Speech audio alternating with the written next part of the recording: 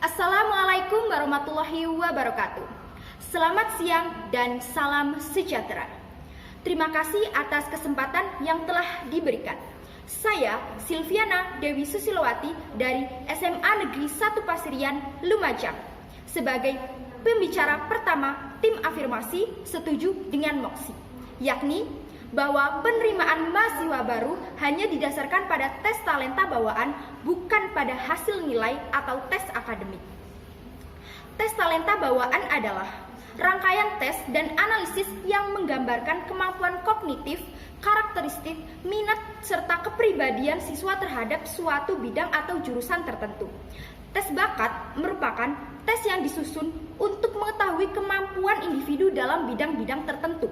Tes ini muncul karena adanya perkembangan praktis maupun teoritis yang mengarahkan pada bakat-bakat yang didapat dipisah-pisahkan yang terdapat dalam tes kecerdasan. Tes minat merupakan tes yang disusun untuk mengetahui minat seseorang berdasarkan sikapnya pada suatu jenis kegiatan atau pekerjaan tertentu. Contoh, satu negara yang melakukan tes bakat minat adalah Finlandia.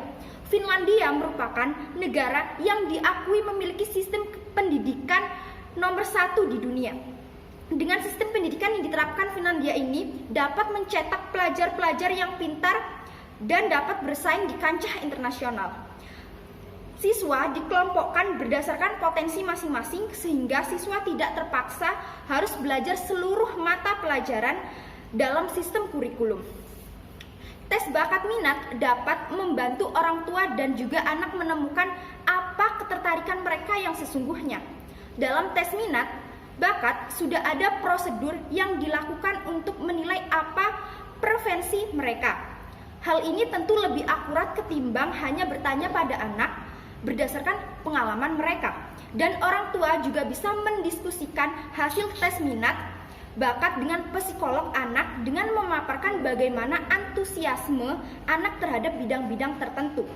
Contoh alat yang digunakan tes bakat minat yang sedang tren yaitu tes analisis bakat sidik jari atau fingerprint analysis. Tes analisis bakat sidik jari adalah metode yang katanya dapat menganalisis bakat, kecerdasan, gaya belajar, sehingga karakter seseorang hanya dengan melakukan scanning sidik jari. Karena sidik jari setiap manusia berbeda dan bersifat permanen, seharusnya sidik jari bisa menjadi jembatan untuk memetakan fungsi otak dan mengungkapkan segala rahasia kepribadian seseorang.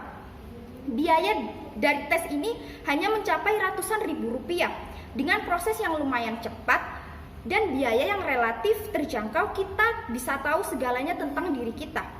Contoh, jika hasilnya mengatakan kita ini introvert, maka kita akan lebih mudah memilih jurusan yang tidak ada hubungannya dengan publik.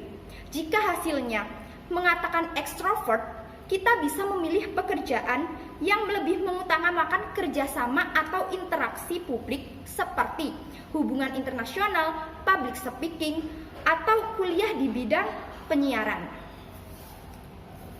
Berdasarkan fakta-fakta di atas bahwa penerimaan mahasiswa baru hanya didasarkan pada tes talenta bawaan bukan pada hasil tes akademik sangatlah bermanfaat.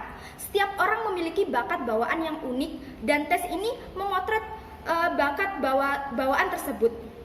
Mengapa saya setuju dengan mosi ini?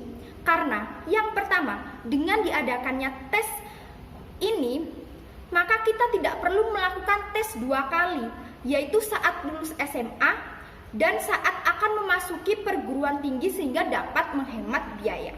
Kemudian yang kedua, saat kita memasuki perguruan tinggi,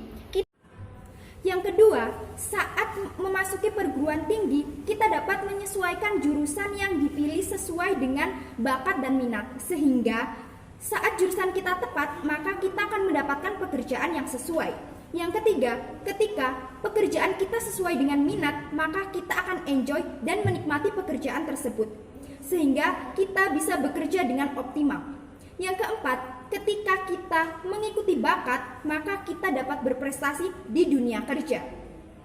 Faktanya, negara-negara yang melaksanakan seleksi masuk perguruan tinggi tanpa tes akademik seperti Finlandia yang menjadi negara dengan sistem pendidikan terbaik di dunia.